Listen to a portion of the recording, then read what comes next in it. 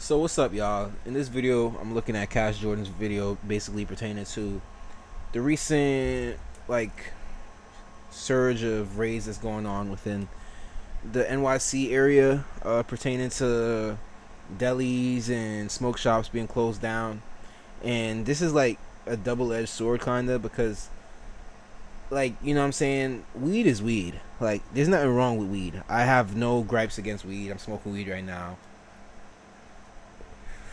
But where it goes bad is what these guys are doing to the weed, or what they're supposedly passing off as weed. Like, there are a lot of places that are dishonest and honestly crazy. They're selling like fentanyl laced weed, K2 and shit. K2 been around, but now they, you know what I'm saying, they packaging that shit alongside with real weed. For what? Like, to stretch it to ruin people's lives? It just doesn't make sense. So this is something that I've been affected by, because I had me a little smoke shop that had some of the best weed in Brooklyn. You know what I'm saying? It was like an actual fake dispensary. They didn't have their license or nothing, but they had the menu out, flavors out, all that, edibles, everything. And I came back from Jamaica and my spot was gone, and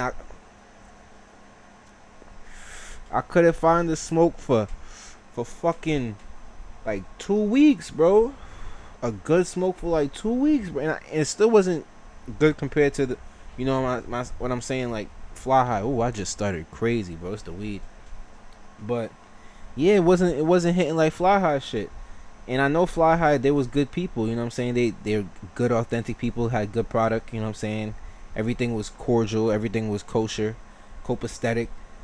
But they got shut down with the quickness, and they did have the cease and desist shit on they window for a little minute before that, before I came back and that shit was gone. But I did not expect to come back from Jamaica, which had garbage weed, at least from my experience. Don't get offended, but from my experience, they had trash weed over there. And I came back looking for a little something. I couldn't even get to my little spot. Feel me? I was tight. But like I said, it's a double-edged sword, because there are a lot of places that are selling some wacky shit, K2, fentanyl, and that's just not cool, bro. So let's get into the video. Was happening pretty much under everyone's noses, right? All right, I'm back. Split lit. NYPD officers. So places like this convenience store, which is now shut down, aren't exactly selling candy. Now some are selling millions of dollars of items that are as illegal as they are dangerous. And even though the mayor and most New Yorkers want stores like this gone, the demand for their products is so high that once one gets closed, 2 or 3 others pop up in its place. It was the community that tipped off police to this multi-million-dollar operation. City sheriffs and the NYPD went in and found a back room. Among the items seized were a printing press, fake labels, edibles, chemicals. Weed gummies, vape pens, marijuana flowers, and none of it is legal. It's one of the largest cannabis that's busts New York OD. City sheriff's deputies have ever seen. That's OD. Got more product in here. Backpack boys. If the child ever found this, they wouldn't think twice about eating it. These inspections have become much more common since May, after Mayor Adams lobbied the state to raise the fines and give the sheriff authority to padlock an unlicensed... One thing I will say is that is facts. Gummies and weed edibles are so abundant now. I can't remember that shit as a kid. The only edibles you used to think of as when I was a kid, which was literally 10 years ago or whatever. I'm only 25. Oh my god.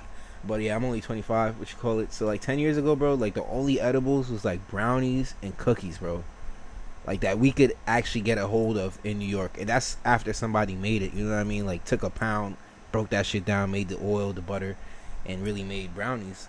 That's the only edibles we had, you know what I'm saying? But now, these kids got shit that look like sour power. They got punch bars that taste delicioso and will get you. I can't imagine being 15, 14, 13 years old, seeing a punch bar, a cookies and cream punch bar, and not being tempted to eat that shit, bro. I would be fried out my little mind, bro. Cause me as a regular smoker, I'd be fried out my mind from a punch bar, bro.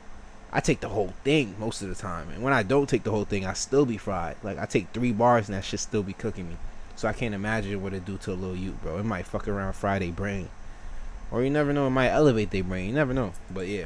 Cannabis shop on the spot. It looks like candy. It looks like things that my kids play with. It makes me Yeah, very fuck it. angry, and I'm very curious Split about that. what's going to happen and how they're going to shut this down to They protect got the some children. shit jamming in the back. Slides in the back room. And we climbed through. Oh, they got a fucking secret room. Location, and then we found this. You can tell this isn't just like a random store. The way that they're set up, they're selling volume. What that means, they pushing peas. New York has declared all-out war on the hundreds of illegal convenience stores now In the operating in this Bronx. city. But what nobody's talking about is that these drug-dealing delis, they're the logical progression of crime in a city that doesn't punish anybody for anything. And these are just a new form of the Nah, out-of-control that's a crime fact, rising bro. up in every aspect of our life. They cracking down on all the dumb shit. They cracking down on fucking weed, but they not cracking down on theft, bro. And violence in the subway, bro. Like, my mom took the subway the other day, bro. I feared... Like, I offered her to take her downtown, but she was like, no, it's faster on the train. So I dropped her to the nearest train station, like the closest train station, so that her trip wouldn't be as long, because it's like scary down there, bro. And I feel for people that got to take the train daily, and they got to worry about people, you know, acting out crazy against them, hitting them, spitting on them. Spitting is probably my biggest fear with any kind of public transportation, because that's just like the easiest thing for someone to do to really offend you and disrespect you. And like, it's a damn near clean getaway. Like, the only time I ever seen a spit and run be foiled is that I keep saying man, is the guy that caught the door before it closed, because the man was arguing with him. He said "tuh, hot tuh," right at the man, and he thought he was safe because the doors was closing. Little did that man know that man had some serious grown man strength. He pulled the door open, and he said, I can't remember if he rocked bro. Nah, he definitely did rock bro. Yeah, because they was trying to get bro off of him. But nah, he deserved that beating. Word too, because he really hocked to bro. Thought he could get away because the doors was closing. But nah, bro, pried that shit open with the strength of the gods, bro. And he got that man back in blood, bro. And it was all deserved. Like, you can't be mad at them. If I got spat on, bro, oh man, I'm doing somebody dirty, bro, because that's just too different. That's so dehumanizing, bro. Word. Like, you basically saying the niggas the ground, bro. Come on, bro.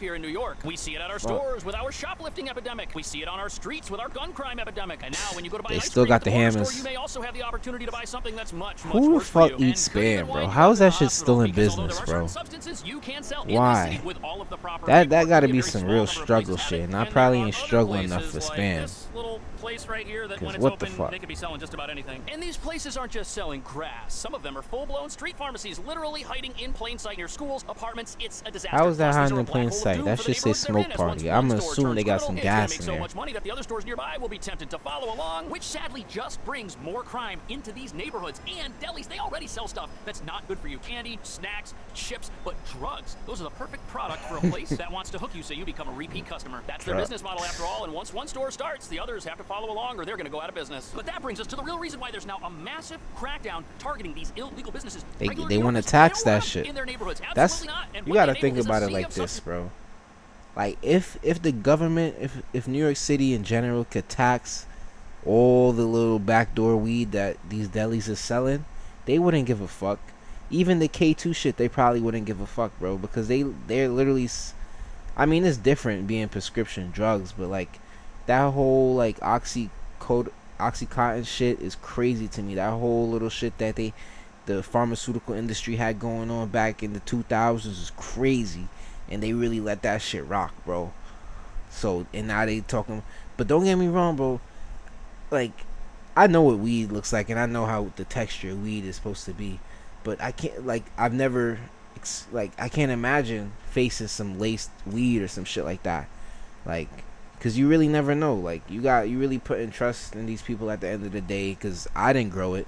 That's one thing I would like to do. I'd like to one day grow my own plants, because I do have somewhat of a green thumb, you know what I'm saying? But weed is a whole different animal. You gotta throw mad shit in that pot for that shit to grow, supposedly. But we that's a whole different topic. But yeah, substances to flow into our streets, attracting not only criminals, but also possibly getting into the hands of young people, hurting neighborhoods in ways nobody anticipated. But as you're about to see, as the police shut them down, they just come back, not only because they're making millions of dollars breaking the law, but also because they're making the products they sell inside the stores themselves. That's wicked. So here we have your They typical busy lacing that street shit in corner the in hole. My Manhattan. son We've got upgraded the convenience all over the hat. place. Convenience stores, as What some the people call them, and some fuck? of these And it's convenience to the stores, they side? look very legitimate. Nah, I Some gotta of take a them moment to digest that. Cause bro really got that shit to the side on like a G, bro. So here we have your Whoo, nah, my son. I ain't ever seen bro with the hat on tilt like that, bro. That's a cool, probably 37-degree tilt. For me, halfway off his head. You know what I'm saying? I'm gonna say that's probably about like 500 plus aura right there. You know what I'm saying? or an actual indication of what's being sold inside. Nah, they selling drugs in there, bro. They selling drugs in there, bro. This one was selling a whole lot more than food, coffee, and over-the-counter items. Authorities allege Family Deli dished out illegal edibles, pre-rolls, magic mushrooms, and colorful... So on the magic mushrooms? Nah. Magic mushrooms? Nah. They got Smurfs in there, bro. That's OD, bro. You're not supposed to get no mushrooms from the deli, bro. You gotta grow that shit yourself, bro. That shit easy, bro. I ain't trying to condone that shit, but if you're gonna... Nah, I ain't even condoning that shit, but just, yeah. Inside this place, which had over Magic $1 million crazy. of illegal substances inside of it, looked like your A average milli? convenience store selling sandwiches, selling candy, selling chips. It even marketed itself as being family-oriented. Yet the real products they were selling destroy families. But the first question this raises is how on earth is this being allowed to happen? How did we get to a point where physical stores now sell illegal products? You shouldn't be able to set up a physical business on the side of the street that sells things that are dangerous to random people who walk in the door. But that's exactly what was happening. That's what is happening at any of these businesses, even maybe this little place right here. But the problem is these places, they bring crime and other consequences with them into the neighborhood. And how couldn't they? To run an illegal business, you have to become a criminal. And that means you start dealing with criminals. And a lot of the people buying your products, they may very well be a criminal. And that means you start dealing with criminals. She writing somebody a ticket. Look, she that's about to be a wicked. That's at least 115. The way she writing that shit down, bro. Buying your products, they may very well be criminals themselves. I know that little slip too well. This place was marketing itself as a Not too well, but I've had like 3 tickets. Else. Well, that's because businesses that make it a little too obvious are now getting padlocked and shut down by the sheriff's department. Was it ever in doubt that this place was selling stuff that they shouldn't have been selling? Probably not. And the logical explanation for why places like this exist all over town on the side of the street is simple. There just aren't enough people headed to prison for doing this. That shit once down you see what's going on a minute inside ago. some of That these shit places, looks terrible. you'll wish more people were. Members of the New York City Sheriff's Office went in to do an inspection, walked out with $1 million worth of illegal drugs. And they probably finna sell that shit the same way. Storage room along with a tent, a light, and heaters used to grow cannabis flower on site. Interesting. So See, the they local growing. community ratted this place out. Good for them. But when police arrived, they found something They out grew that of shit in a a tent. Hollywood movie. Secret rooms, instruments inside the facility to grow things and then enhance their potency in ways that could really hurt somebody. It was terrible. And the supposed convenience store had boxes of stuff from across the world. Here's another one that's been shut down by the city, also on the side of the street. They But lacing shit in there. And I'm finna break down in the fucking deli and see what they got going on in the back. See if they lacing it. If they lacing people, bro, you gotta get them out the hood, bro. Cause that's really just adding. Like if you selling weed, there's no problem with that. But if you lacing the people in the hood, bro, you got to get beat on, bro. Ain't no way, bro. Cause same shit with the fentanyl, bro. Like niggas that sell fentanyl to their hood down in like Kentucky and all them weird places, bro. Somebody in the community just need to get up with the strength and put the hands on them, bro. They probably got their hammer out, but I guess you might have to back out your hammer, bro, and get them out the hood, bro, cause that shit ain't cool, bro. And let all them people that addicted, let them get fucking withdrawals, bro. You know what I'm saying? If there's nothing for them to, you know what I'm saying, smoke, fuck it. You know what I'm saying? They'll eventually kick that shit. You know what I'm saying? So if you just get rid of the niggas that's, you know what I'm saying, selling that shit, bro, you know what I'm saying, you good, bro. That's how I see it. Or really, I don't know, bro. I ain't no police, but police killing innocent people that's calling for their help. Kill the niggas that sell fentanyl, bro. Kill the predators, bro. All that shit, bro. Like, kill them niggas, bro. Don't kill innocent people, bro. But that's not the point. Which has a lot to do with why these places keep coming back as soon as they get closed, and why they are now masquerading as legitimate businesses. This one store owner who was interviewed says that they are making so much money that even if the police take everything, they can earn it back in just a short period of time, and then they would even sell on a plastic folding table on the side of the street. Damn, I'm so out of touch with the city, bro. Two Bros did not look like this when last time I seen Two Bros, bro. I'm so out of touch. I gotta get back to my roots, and a lot of times bro. the penalties for this are just monetary, but these places are making plenty of I have yet to cop from there, but I've seen they shit. In the neighborhoods where these are located seem to want them to exist, because the unlawful activity taking place at places like this is destroying communities all across the city. And that's because our current system of enforcement on these little places is what allows them to keep existing, and it's why the city itself is having such a hard time stopping them from showing up everywhere. Because they're allowed to open up, they're allowed to run their business, they're allowed to have the lights on and a lease and signage, and the only way that bad guys are going to get caught is when the neighbors call it in and complain, and enough complaints are generated that it brings a law enforcement response. That's a terrible system, but that's not the only reason it's not working. The Bronx raid comes on the heels of another bust in Brooklyn earlier this month. Authorities not only weeded out one of the city's largest unlicensed pot distributors, but confiscated a printing press used to manufacture illegal labels there. So the real issue here is that most of the time, the police are only shutting down the actual storefronts that sell these illegal products. Yes, some of these places make the illegal products inside, but most of it is coming from another location, another distributor, if you will, and that place is generally hidden, and the police have trouble finding them. And although we just had a $10 million drug bust inside of a nightclub that was near a few of these illegal convenience stores, this is the exception, not the norm. And even after these quote-unquote gift shops get shut down, if they are doing something that they shouldn't be, the reason they can come back so quickly is because all the infrastructure for them to exist is still out there. And this hurts and damages communities in more ways than anybody realizes. Because now that you've got illegal operations operating in small little storefronts like this legitimate convenience store right here, the amount of money that a landlord can get for renting out a shop like that has just gone up. So now there's a financial incentive for that landlord to only work with criminals. And that's going to take little stores like this that have existed for decades and force them out, force them to shut down, because the landlords can rent their stores to people who want to sell something other than products that help you clean yourself up. And don't get confused, these new businesses that are coming along competing with places like this, they're not just selling stuff for you that's bad for you. It's so dangerous, it could wind someone up in the hospital. And they're getting this garbage from the most unlikely of places. Yeah, his G shit. Man, my shit is lagging like crazy. I know y'all see that shit.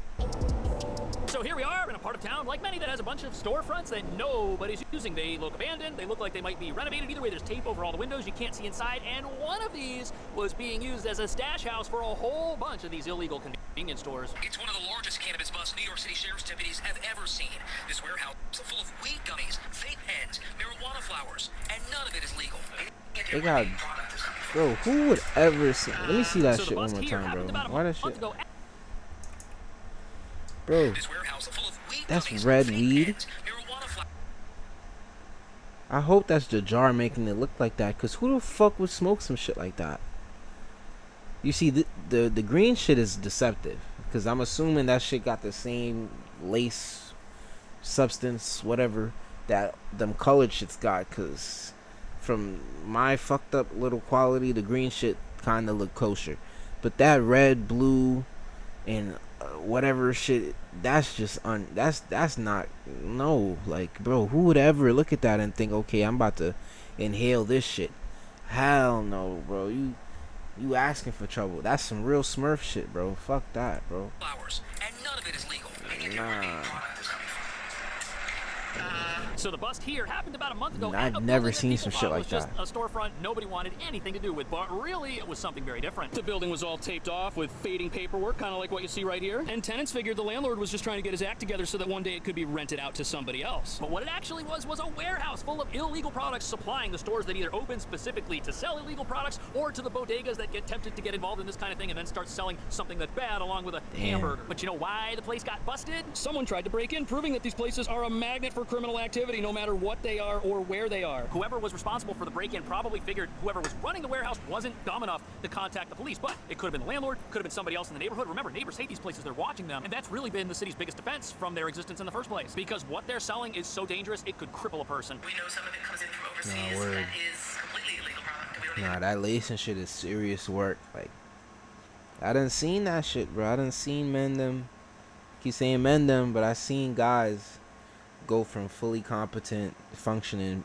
you know, people to zombies just because they smoked the wrong substance, like thinking they had something. Well, I don't know. I would like to think that they would have expected that it was just weed. But if you're knowingly smoking like synthetic weed, that's just ridiculous. Because at that point, like, it shouldn't be that serious for you to get high. Like, you know what I mean? Like what kind of high are you chasing? Like the little high that the weed gets me is more than enough. And I ain't gonna lie, I dibble and dabble in some psychedelics, but psychedelics is psychedelic. You know what I mean? It ain't no crazy stimulant or whatever the fuck what heroin is. I know cocaine is a stimulant, I think. Never touched coke. I remember I was in Miami on the beach with my friends, and bro, when I tell you this man was so dead ass, he said coca. I have coca. And I'm like, coca. I didn't know what bro was talking about. I look at my mans and we both realized at the same time. We looked at this nigga like he was stupid, bro. We like, bro, coca, bro. Bro, the fuck we look like, bro? We're, you know what I'm saying? We're two black men, bro. Two young black men. We look like we do cocaine, bro? Do we look like sorority girls, bro? Come on, bro. Fuck out. He looked at the female friends that I was with, looking at them for a reaction. They looked at him like he was stupid too, bro. We don't do that shit, bro. Cocaine, heroin. If it ain't weed, we ain't touching it, bro. If it ain't a tab, a shroom, we ain't touching it, bro. You know what I'm saying? All that other shit. Well, I can't even. I speak for myself, cause I know right now that perk shit. And I don't know what other drugs they be. I think like Adderalls and like Xanax, shit like that. People do that shit, but that's just beyond me. I don't understand. Like that. Like, why the fuck would you want to take a pill? Like, that don't make sense to me. But yeah, like, you know what I'm saying? If it ain't weed, we don't want that shit. You know what I'm saying? We don't want that shit. No, what is in it? In fact, we saw this box labeled made in China. The packaging is bright and colorful. It looks like What candy. kind It's of like, cover of the slime. mouth It was looks like, that? things that my kids play with. Pause. It makes a very So it's not just that these places don't have licenses to sell something that naturally grows in the earth and then is tinkered with relentlessly by human beings to be as powerful as possible and as bad for you as possible. They're also mixing in all kinds of weird chemicals and substances that nobody has any idea what they are, and that is something people are putting into their bodies, which means it's a good thing that these places are getting closed fast. But what's also pretty insane is that these places have their own printing presses inside to make packaging. A lot of it brightly colored with exciting themes that looks like it's targeted towards people who might not be in their late 60s, which allows these places to create products that are sold all across the city, which look legitimate. They've got a high quality design, they've got high Late quality packaging. 60s. They look like the real deal, but they're actually Late more dangerous 60s, than my anyone can ass. imagine. But sadly, like most of the crime that we've got flooding through our streets all over the city, it exists because our laws don't think it's a big deal and don't seek to punish it so much as that they seek to actually protect it, which means that the communities and the people who are being most hurt by this and the ones who are going out of their way to report this to police are fighting a battle they cannot win. So far, they're reporting at least 75 stores have been closed. Nearly $6 million in penalties have been handed down, and 3,800 violations all issued. New York City Sheriff Anthony Miranda confirming authorities have close to 3,000 locations to investigate. Violations, penalties, seizures. Okay, property gets confiscated, people have to pay fines, but nobody's headed to jail. How do the police and the authorities here think they're going to beat a system that's making more money than the fines that are being levied against them? That's impossible. And although hundreds of these places are getting raided and closed down, we aren't hearing about hundreds of people filling up our prisons, which means anyone running an illegal storefront is still out there on the street plotting their next move. Which could be as simple as waiting a few weeks after your store gets shut down and then moving to another vacant storefront nearby. The other issue that the authorities have is that tracking down the actual owners of these operations can be quite difficult. Because when you shut down a place and you catch people inside running it, they can say that they just work there and they'll probably get hit with low-level penalties. The actual owners of these places probably take great steps to conceal their identities, especially if they're renting a business with the intent to pay in cash, with the intent to rent it under the name of a corporation or even a false name. The landlord might not have any idea who they're renting to, and they might not care as long as they're getting piles of money every month. And the other problem is the people running these illegal convenience stores might not even be in New York to begin with. More than $57 million of illegal cannabis was seized in New York last year, mostly coming from states that legalized, but have seen their growing outpace heavily consumer demand. California, Michigan. Okay, that makes a lot of sense. You've got other states that are creating the things that are being sold here illegally, and they make so much of it out of state that they've run out of customers. There are obviously lots of customers here in New York, and what do? They import that stuff here, they bring it to warehouses, they bring it to the basements of bodegas where they repackage it and sell it as who knows what, mixed with who knows what else. And to anyone living in a community if you're getting that shit from Cali, bro, you don't gotta mix that shit, bro. Just sell that shit straight from Cali, bro. I don't reasons is that this is what happens when you decriminalize something that might not be good for people. And the fact that there's no penalty on the customer who buys an illegal product because that's been decriminalized is part of the problem. The customers that are coming to these places and supporting them, nothing happens to them either. Now, legislatively, the decriminalization of certain substances in this city has already happened. That cat is out of the bag. It's not going back in. But the city has a new plan to help try and fight these stores from popping up, and that is fining the landlords. Like, look, you got all these vacant storefronts right here. Landlords can't rent them out. Some guy comes along with a fancy fur coat and says, hey, man, I'll give you thousands of dollars a month to just let me run my convenience store here. Well, if that convenience store turns out to be one of these illegal places and they're selling chicken wings and other stuff along with them, the city will actually now be able to fine the landlord up to $50,000, for instance, if they've called for one of these places to get shut down and the landlord has not gone through with an eviction proceeding against that business. But the problem there is it costs the landlord money and they don't necessarily know. Bro, New York is cooked, bro. I'll admit that's definitely a stretch. If you rent to somebody who turns out to be a criminal, you probably didn't do your due diligence on them. But the reason this is such a massive problem with these illegal shops popping up all over the place is because New York has decided that it's going to take this type of crime and punish it the same way it does everything else, by not punishing it. And what that unfortunately means is that when Boar's Head is no longer paying the bills and the rent, it might be time to sell something else. Especially if the people operating one of these little convenience stores only have a few months left on their lease anyways. What have they got to lose? The worst thing that happens to them is they spend money on a new sign that claims that now they're a smoke shop, which isn't exactly selling tobacco products. They operate for a few months, they make as much money as they can, and then they vanish. Or worst case, the authorities roll in, shut them down, and hit them with a fine that just comes out of their profits. Which reveals the real reason that we've got such a problem with these. We've got laws in this city that don't stamp out crime. Instead, they reward it by creating low-risk, high-reward opportunities for people who 20 years ago would have been in the back of a police car, but now they're living out in the Hamptons. Maybe. Is that what's happening? Are the laws we have here in this city the reason we have this problem? Will the city ever fix it, or are they just going to be shutting down one store while two others open up? Let me know what you think. Thanks for watching. I'll see you. Crazy work. Crazy work. But, you know, I gotta respect it, because that fentanyl and K2 shit is ridiculous. And you done lock them niggas up. You creating zombies. Fuck that. Whoa, whoa, whoa, whoa. Whoa. Now to a deeply disturbing story out of Harlem. Police trying to track down two teenagers they believe raped a 12-year-old on the roof of her building. Yeah, new this hour, police have released photos of the suspects. Pix 11 James Ward spent the day in East Harlem, and James' neighbors, they're certainly on edge tonight, and they have some choice words for the suspects. What the fuck? Yes, they are very concerned, as are officers and detectives from the NYPD. Within the last half hour or so, they've been distributing these images. Take a look of two people who they say were involved in this crime. It's the latest in many steps the police have been taking all day as they try to track down who they say is behind the terrible thing that happened on the roof of one of the buildings here. All day on Monday, NYPD crime scene officers were in and out of this building on East 112th Street near First Avenue. They spent hours gathering evidence following an alleged crime that residents in the area said left them very concerned. Sweetheart, you're not alone.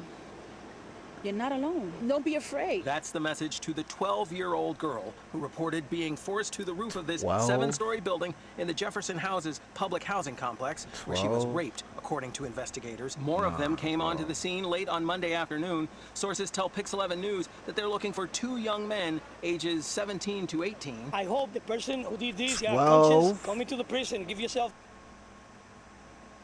Yo, this clip for them, bro. It's clip for them, bro. Them niggas need to get done up in the worst way, bro. To a 12-year-old, two of them niggas, bro. It would be better for him. If I was a father of that girl, bro, I don't know what I'd do, bro. 30 Sunday evening, That's according to police, tragic, the girl had been bro. taken to the hospital, accompanied by other family members after she reported the sex crime. Residents, including some who know the girl, pointed out that the building where it happened has many security measures in place. There's cameras at the front door and everything, and then there's an NYPD camera at the top where it faces our building. Lately, the door been locked, so it's like, how this happened? In fact, the entry door was locked so thoroughly that at one point, crime scene investigators got locked out. That shit do be a bitch to get in there, And this remains a developing story. You know, we just saw minutes ago. But nah, that's wicked, bro. I hope them niggas get done up in the worst way. I hope that little girl's okay. This is that's a New York City tragic Housing for her Authority to experience complex here. We reached out to NYCHA regarding and this just in case general, and residents' concerns. The that's Housing sick, Authority bro. said that all inquiries need to be directed at the NYPD, which, again, as you see, is very present out here trying to get to the bottom of this. Right now, reporting live from East Harlem, I'm James Ford, Pix 11 News. Way, bro. Bum ass niggas, bro. This clear surveillance video, police say, shows 2 young rape suspects casually walking through the lobby of a NYCHA building in East Harlem, just minutes before allegedly forcing a 12-year-old girl to the roof of the building and sexually assaulting her. But to actually do that to a 12-year-old, I don't have words. I really don't have words for it. Anthony Rivera works in the area, tells Pix 11 News the men, possibly teenagers police are looking for, should turn themselves in. Hopefully, they get caught by the law, because street justice out here for that. That's a fact. That's a fact. They gonna do them niggas in the worst way, bro. Street justice, bro. I hope the streets get to them niggas, bro. Cause fuck the law, bro. They need to get done in the worst way, bro. Pops need to come through in the worst way, bro.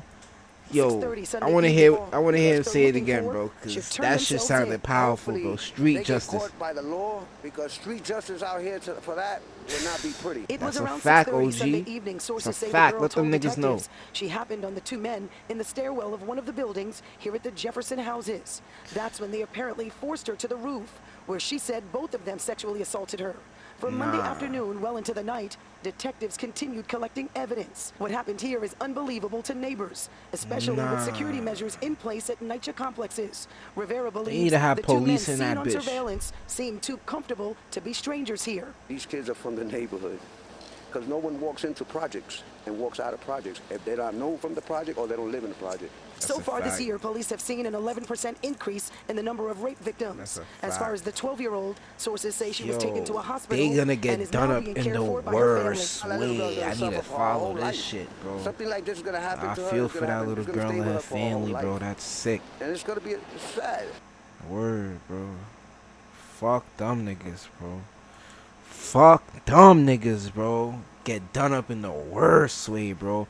But yo, that's the end of the video. I didn't want to end it on that note, bro. I just seen that shit. I was like, what the fuck? But yeah, we gonna come through maybe with another video for the night. It's 1 o'clock. I got work in the morning. Yeah. Word.